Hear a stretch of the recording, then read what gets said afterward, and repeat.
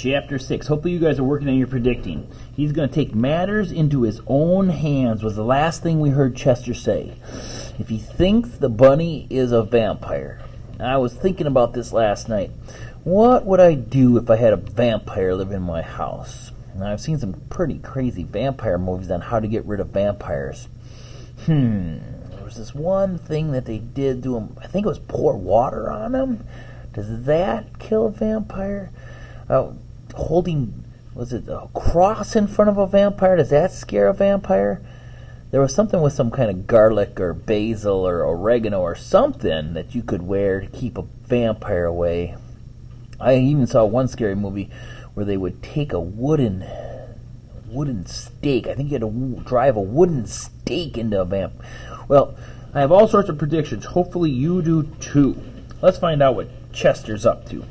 That night, I had an uneasy sleep. Strange noises emanated from downstairs. That means they rose from downstairs. It sounded like toenails clicking back and forth on the floor.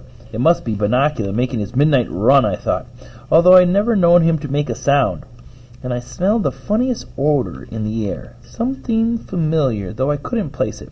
As the night progressed, it grew stronger and stronger, until finally it tickled my nose and I sneezed myself awake. I jumped off Toby's bed, still sniffling, and headed down the stairs for the living room to find Chester, to see if he could smell it too. The odor grew even stronger as I approached the living room. Standing in the doorway was Chester, a strange pendant hanging around his neck. "Phew, Chester," I said, "what are you wearing that awful thing for? It smells—" "Of course it smells," he replied. "Here, I made one for you too. Put it on." "Are you kidding? That thing smells like garlic." "It is garlic," Chester stated matter-of-factly. "Why are you wearing garlic?" I asked, thinking that by this time Chester was capable of anything. As we walked into the living room, I tripped on another piece of garlic lying in the doorway. "Careful," said Chester. "Watch your step." I surveyed the room and saw that it was strewn with garlic. Now, strewn means there's garlic everywhere. So if I went into my bedroom and it was strewn with clothing, that means that there's clothes all over the floor. On the doorway, over the window, and around Bunnicula's cage, the poor little fellow had buried his nose as far as he possibly could under his blanket. I was about to follow his example and return to Toby's bed to bury my nose under the blankets when Chester grabbed my tail with his teeth. "You're not leaving this room until you put this on," he grumbled at me. I think that's what he said. I wasn't sure, because he had my tail in his mouth. "It's not polite to talk with your mouth full, Chester. Drop the tail." Meanwhile, my eyes were beginning to water. "Listen," Chester snapped at me, fortunately letting go of my tail first. "The book says to use garlic." "What book?" I asked. "The Joy of Cooking?" Chester continued. "The mark of the vampire. Ha ha ha. It says garlic renders vampires immobile." Now, im means not. So not mobile means they can't move around. What does that mean? It means they can't go anywhere if there's garlic around. Well, I've got news for you, Chester. I can't go anywhere either. The smell is killing me. But you've got to put it on. It says so in the book. If you don't put it on, I'll put it on for you. "Don't, Chester," I said as my nose suddenly and involuntarily closed. "I be leaving this room right now." And I did. I was so sick to my stomach from the aroma that I decided to spend the early morning hours outdoor. As dawn approached, it seemed that it would be a peaceful day. The sky was clear, the birds were singing, and I felt content after my difficult night just to be lying in the grass, feeling the ladybug bugs crawling up my ears. Suddenly the calm was broke. Strange, piercing screams came from the area of the kitchen. Not again, I thought. What turned white now? As it happened, it was Chester.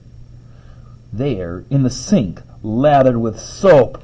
Oh, whew, I thought maybe the bunny bit him in the neck and sucked all his blood out, but it was just him in the sink, lathered with soap, with the female detective yelling his head off. Now, female is a name that you would put for a cat. Detective is what he was trying to do. He was trying to figure this all out. Yelling his head off, Mrs. Monroe was scrubbing him vigorously, and from the sound of her voice was in the middle of a long lecture. I don't know what's gotten into you, Chester. You never played with garlic before.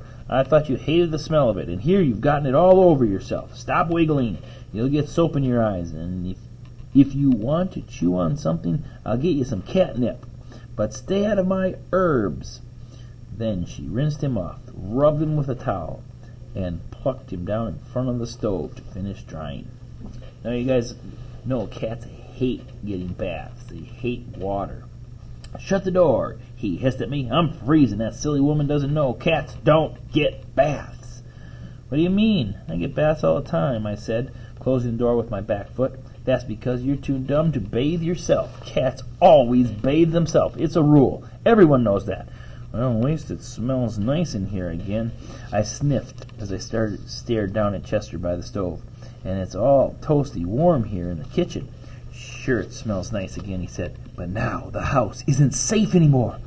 What do you mean? I asked, getting closer. I mean, it worked last night. The garlic worked. No more vegetables turned white, did they? No, but that means Bunnicula didn't get out of his cage last night. Maybe he was just tired, I said. Or maybe he was full. Don't be ridiculous, he replied. It was the garlic. He couldn't leave his cage, but tonight he'll be free to roam again. And I've got to find a way to stop him that isn't smelly. Stay tuned tomorrow to find out what that way is.